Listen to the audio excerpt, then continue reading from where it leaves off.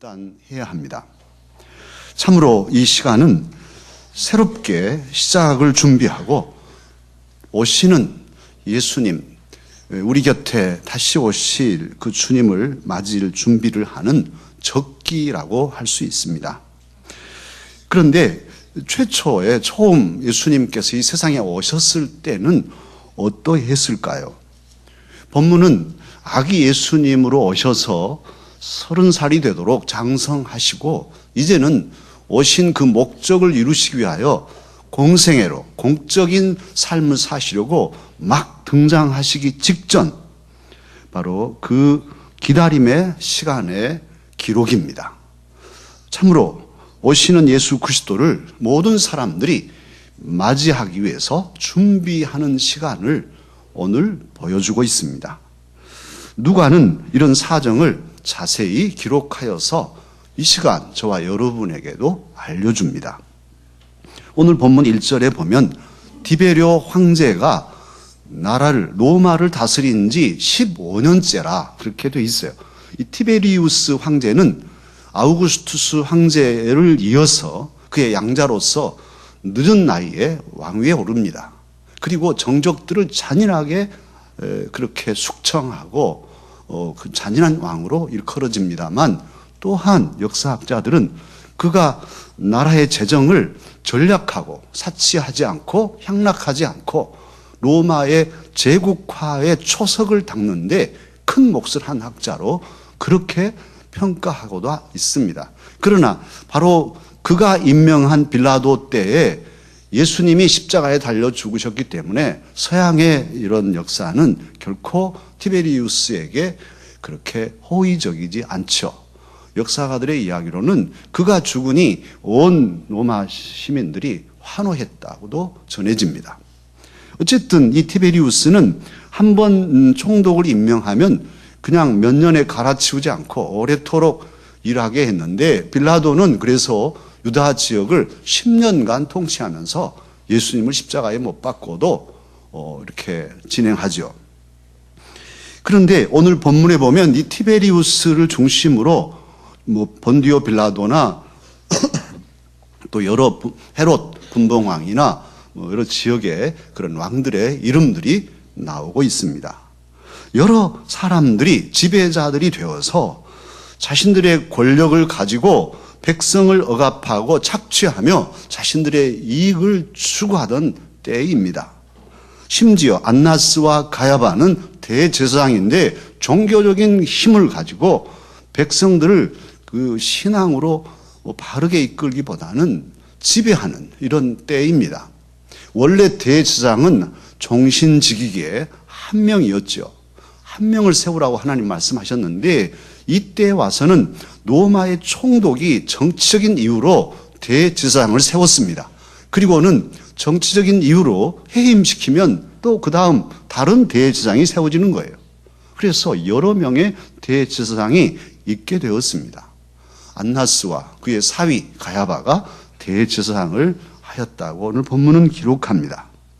어쨌든 정치와 종교 그리고 경제와 사회에 힘을 가진 이들이 겹겹이 사람들을 둘러 에워싸고 그 권력이 조직화되고 강력한 조직으로서 백성을 지배하고 다스리던 때입니다.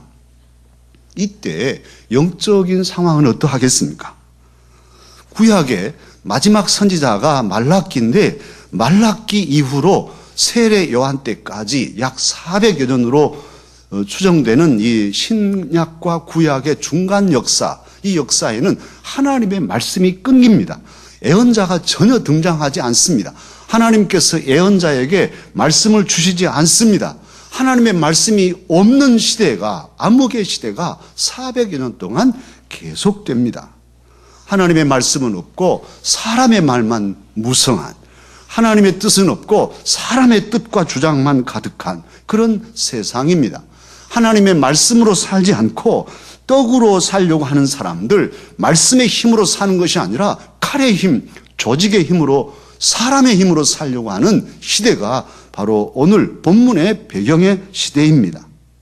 당시에 여러 왕들이 분봉왕까지 여러 왕들이 있었지만, 그리고 자신을 마치 신처럼 로마 황제는 생각하기도 했지만 참으로 그들은 진리를 알지 못했습니다.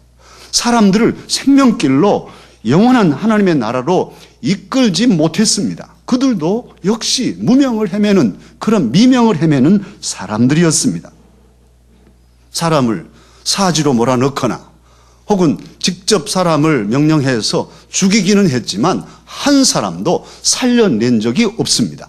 왕이지만, 권력을 가졌지만 그 권력은, 칼의 권력은 사람을 살리지 못했습니다. 사랑하는 강서 가족 여러분, 오늘 저와 여러분이 살고 있는 이 시대는 어떻습니까? 극단적인 예이긴 하지만 또 이게 계속되고 있기 때문에 우리 이 시대를 살필 수 있어요. 지난 2일 미국 LA에서 100km 정도 떨어진 샌 버나디노라는 작은 시에서 총기 난사가 있었습니다. 장애인 시설에 부부가, 젊은 20대, 28, 27살짜리 부부가 들어와서 마구 총을 쏴서 14명이 죽고 21명이 심각하게 다쳤습니다. 갑자기 가족을 잃어버린 그 사람들의 남은 가족은 어떠하겠습니까? 얼마나 마음이 아프겠습니까? 그런데 이 일을 주도한 이 말리크라는 27살짜리 아내는 아프가니스탄에서 약대를 다닌, 그 무슬림 사회에서 여자로서 약대를 다닐 정도면 최고의 엘리트죠. 그런데 남편과 함께 총을 쏴다가 두 사람 다 살해당했습니다. 자기도 죽고 남편도 죽이고, 그리고 14명의 사람들을 죽이고 뭘 얻겠다는 것인지요. 원래 참으로 종교라면 그 종교에 생명력이 있든 없든 그래도 제대로 된 종교라면 사람을 죽이지는 않는 거잖아요. 죽이라고 하는 것은 종교일 수가 없지 않습니까? 그런데 IS의 충성을 맹세하고 IS의 그 방침과 그 뜻을 따라서 이 여인은 무장하고 이 살해를 한 것이죠. 사람의 말에 휩쓸리고 사람의 생각에 사로잡히니까 살인마가 될 수 있었던 거죠. 사람의 말에, 하나님 말씀은 없고 사람의 말에 휘둘리는 오늘 국제사회의 모습을 볼 수 있습니다. 정치, 경제, 사회, 문화에 가만히 살펴보십시오. 우리나라도 마찬가지인데 하나님은 없습니다. 하나님을 거슬립니다. 아니, 하나님을 대적하는 문화, 그런 사상, 그런 생각, 그런 말들이 가득 퍼져 있습니다. 얼마든지 접할 수 있습니다. 지금 극장가에서 1위 영화가 내부자들이라 합니다. 지난번에 우리 시찰에 목사님들 야외에 가서 임원진들이 영화를 보여준다고 해서 저도 내부자를 봤습니다. 그 내부자를 보면서 정말 두려웠어요. 윤태호 만화가가 그린 그 그림을 소재로 해서 만든 영화라고 하지만 어찌 이것이 만화만의 이야기일까? 재벌이 언론을 장악합니다. 그리고 검찰을 장악합니다. 그리고는 국회의원까지 뒷돈을 대줘가면서 대선 주자로 키웁니다. 이 사람들이 담합해가지고 똘똘 뭉쳐서 이 사람들이 나라를 들었다가 놨다가 합니다. 사람 한두 명 죽는 것은 아무렇지도 않습니다. 쥐도 새도 모르게 죽일 수 있습니다. 이것이 혹 이 나라의 현실이라면 매스컴을 장악해서 다 번지를 하게 아이들 안고 뭐 그럴싸하게 웃으면서 미소 지으면서 백성들의 마음을 현혹하고 표찍게 하고 뒤로는 자기들의 입속을 챙기는 이런 일들이 혹 있다면, 있을 수 있다면 저는 두려워서 무서웠어요. 뭐라도 비판하는 소리만 했다가는 조용히 사라지게 만드는, 죽여버리는, 아니면 아주 덤터기를 씌워서 감옥에 죄인으로 가둬버리는 이런 사회라면 무서운 거죠. 그런데 하나님의 뜻은 없고 하나님의 말씀은 없고 사람의 욕심과 사람의 생각과 사람의 사상과 사람의 말들이 여론을 형성하고 지배하는 이런 사회가 된다면 문제이죠. 매스미디어가 지금 어떻습니까? 매스미디어가 많이 발달해서 초등학생까지도 스마트폰을 가지고 있습니다. 다 열면 다 거기에 별별 말들이 다 있습니다. 얼마든지 접할 수 있습니다. 말은 무성한데 진리는 없습니다. 믿고 따를 말씀들이 없습니다. 그런데 더 문제는 하나님을 믿고 사는 예수님의 사람들마저도 사람의 생각에 휘둘리고 있다는 것입니다. 하나님의 말씀에 귀를 기울이고 내가 가야 할 것인지 머물러야 할 것인지 좌로 갈 것인지 우로 갈 것인지 어떻게 해야 할 것인지 또 살아가는 삶의 과정에서 올 한 해도 어떻게 마무리하고 새해를 어떤 각오로 맞이할 것인지 하나님의 뜻을 찾고 귀 기울여 살아야 할 터인데 언젠가부터 하나님의 말씀에 귀 기울이기는 쉽게 생각하고 뒷전이고 그냥 자의적인 판단과 내 입속이 좋으면 내가 하고 싶은 것이면 또 할 수 있으면 그냥 내지르는 이런 삶을 살고 있지는 않는지요. 지금까지도 하나님의 말씀을 붙잡고 힘들지만은 믿음으로 말씀으로 살아오던 사람들도 이제는 나도 다른 사람처럼 살아야겠다고 오래 놔버린다면 그게 무엇이겠습니까? 참으로 내게 이익이 있냐 없냐로 기준을 삼지 않고 이것이 하나님의 뜻인가?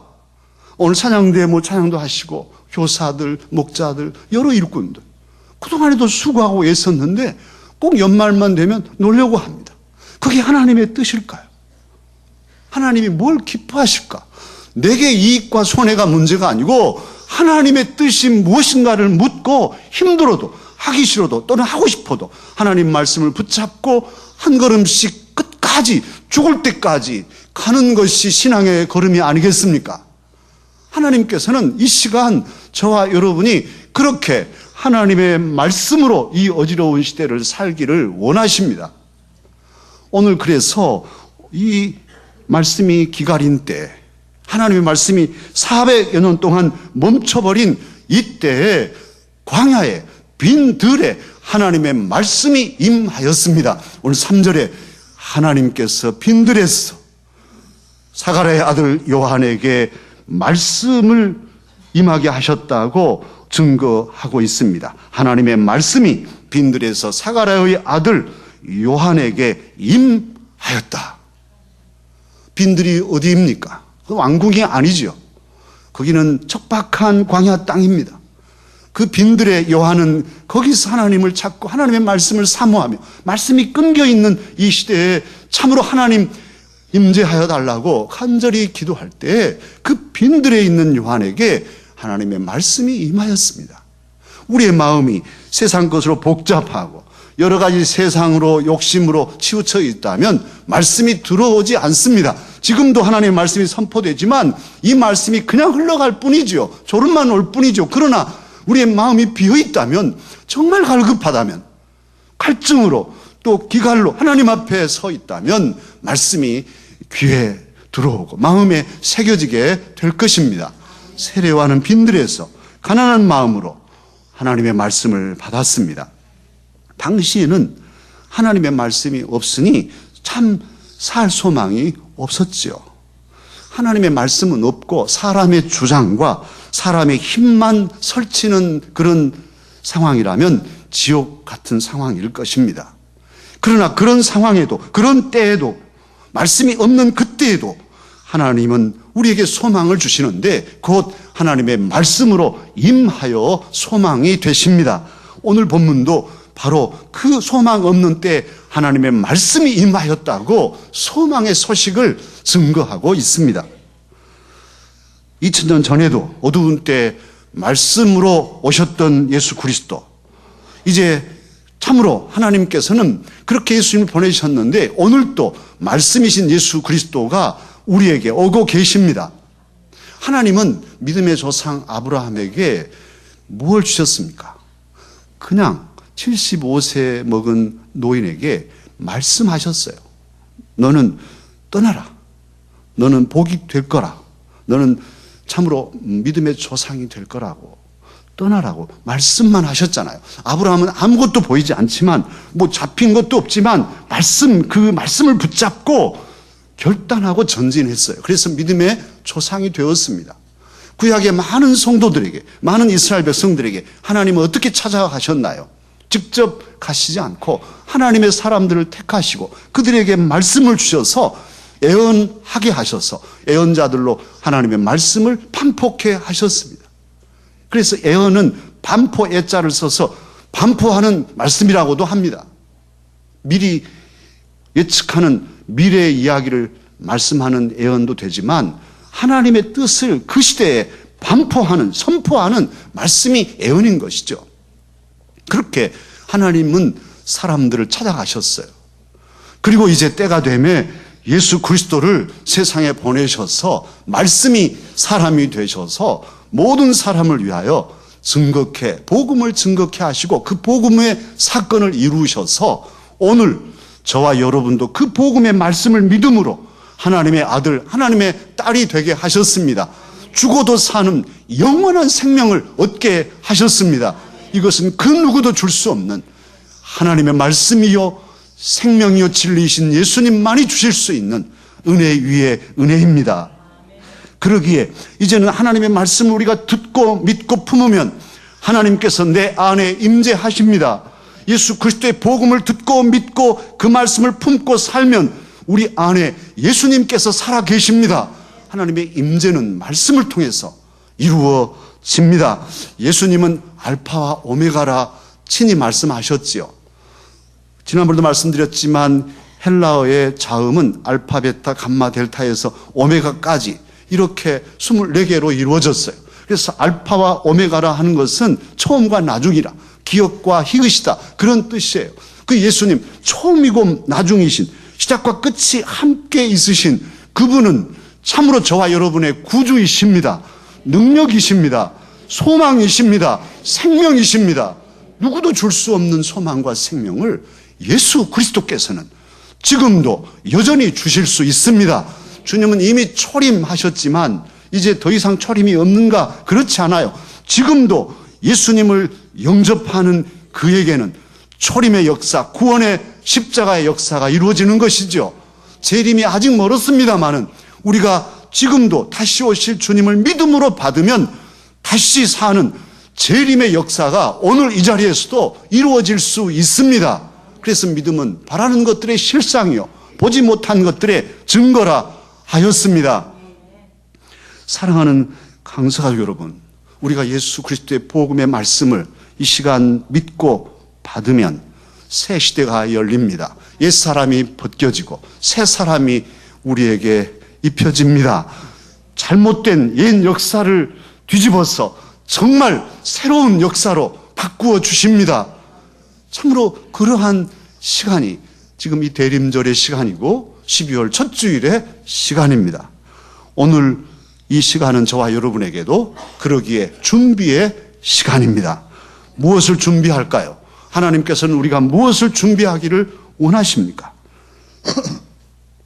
주님은 저와 여러분에게 결단을 요구하십니다.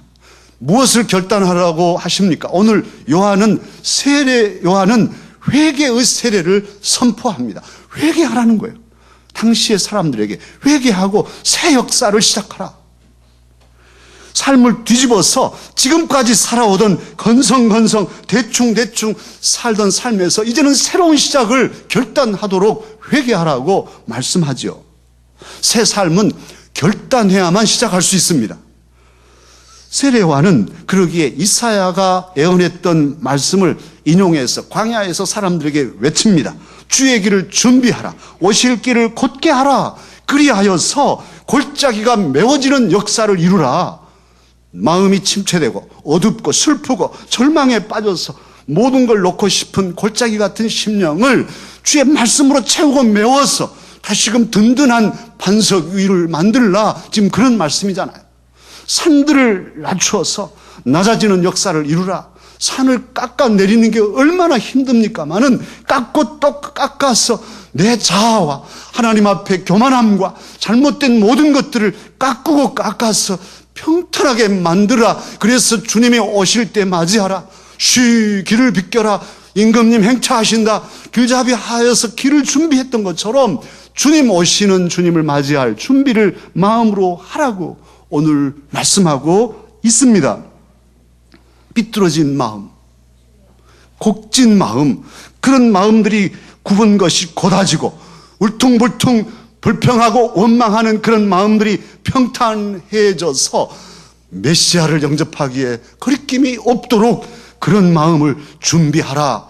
지금 오늘 이 세례 요한의 외침을 통해서 저와 여러분에게도 주님은 말씀하고 계십니다. 삶의 지각 변동을 일으키라. 과거를 단호하게 잘라내어서 새로운 삶을 결단하고 시작하라. 주님은 말씀하십니다.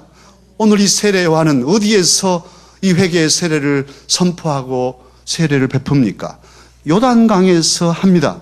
요단강은 이스라엘 지리를 보면 이렇게 길쭉한데 북쪽에서부터 남쪽 갈릴리 바다까지 반듯하게 이렇게 쭉 이어진 강이 요단강입니다. 그 강을 기준으로 동쪽 해 떠오르는 쪽이 바로 이방 땅입니다. 이방인의 땅이고 요단강을 기점으로 왼쪽, 다시 말하면 서쪽은 가나안 땅이에요. 하나님의 약속이 있는 땅. 바로 이곳에서 요한은 세례를 베풀며 결단을 촉구하고 있습니다. 이스라엘 백성들이 애굽에서 나와서 40년 동안 광야를 헤매죠. 그리고는 요단을 건넙니다. 건널 때 보통 마음이었겠습니까? 이 강을 건너면 과연 땅을 차지할 수 있을지, 가나안 땅에는 수많은 왕들이 성을 쌓고 있는데 어떻게 우리가 차지할 수 있을지 불안하지 않았겠습니까? 그래서 제사장을 앞세우고 요단강을 향해서 발을 내딛습니다. 그것은 심각한 결단입니다. 이건 전 삶을 걸고 죽든지 살든지 하나님의 말씀의 약속을 붙잡고 나아가겠다는 그런 결단으로 그들은 요단강을 밟았고 그 강이 갈라져서 육지처럼 강을 건널 수 있었습니다. 할렐루야. 그런 결단의 역사가 있었는데요. 나중에 가나안을 정복한 다음에 여호수아 110세에 하나님 나라에 가잖아요. 늙은 여호수아가 마지막 유언을 백성들에게 남깁니다. 사람들을 세겜에 모으고 그리심산과 에발산에 사람들을 모아놓고 여호수아 24장 15절 이하에 말씀하잖아요. 참으로 하나님께서 이렇게 우리를 이끌어서 여기까지 이르게 하셨다. 그러니 이제부터 너희들은 여호와 하나님을 섬기며 이 가나안 땅에서 복된 땅에서 믿음 지켜 살 것인가, 아니면 옛날 조상들이 섬기던 애굽의 우상신을 숭배하며 살 것인가, 가나안의 우상신을 섬기며 살 것인지 오늘 이 시간에 결단하라. 나는, 그리고 나와 내 집안은 하나님을 섬기겠다. 노 지도자의 그 유언 같은 말씀에 온 이스라엘 백성들은 우리도 여호수아 지도자처럼 하나님만 섬기겠습니다. 그날에 결단하였습니다. 오늘 이 본문이 그런 정신이 있어요. 참으로 요단강에서 이 강을 건넜을 조상들을 생각하면서 우리가 어떻게 살 것인가를, 이들은 가나안 땅에 사는 사람들이지만 지금까지 살아온 삶들을 점검하면서 이제 정말 새롭게 다시 출발하자, 새 역사를 시작하자, 메시아가 오신다고 회개하며 결단하였던 것이죠. 사랑하는 강서가족 여러분, 오늘 우리 마음에 주님이 와 계십니까? 우리 삶에 구주 예수님을 모시고 살고 있습니까? 사람의 생각과 사람의 판단과 사람의 결정이 아니라 참으로 주님의 뜻을 묻고 찾고 애쓰며 그 뜻에 순종하며 순복하려고 결심하고 있습니까? 주님을 모시고 주님 안에서 새로운 삶을 살 뿐 아니라 우리 주변에 아직도 어둠 속을 헤매는 이웃들에게 주 예수 그리스도의 오심을 증거하고 저들도 주 안에서 새 삶을 살며 그들의 가슴과 그들의 가정에 하나님의 나라가 이루어지도록 우리는 뜨거운 마음으로 그들에게 찾아가고 외치고 있습니까?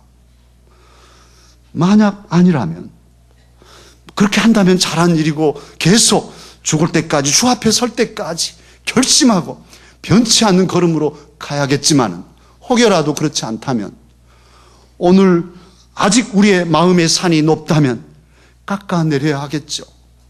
우리의 골짜기가 깊어서 아무것도 하기 싫고 매사가 부정이고 매사가 울퉁불퉁 비판이라면 그 마음을 고쳐야 할 것입니다. 오늘 이 시간, 이 귀한 시간에 들을 귀가 있는 강서 가족들에게 주님은 다시 말씀하십니다. 너희는 주의 길을 준비하라. 그의 오실 길을 곧게 하라. 모든 골짜기가 메워지고 모든 산과 작은 산이 낮아지고 굽은 것이 곧아지고 험한 길이 평탄하여질 것이요 모든 육체가 하나님의 구원을 보리라. 기도하겠습니다. 오 사랑의 주님, 오늘 이 뜻깊은 주일에 주님께서 누가를 통해 기록하시던 말씀으로 우리에게 들려주시니 감사합니다.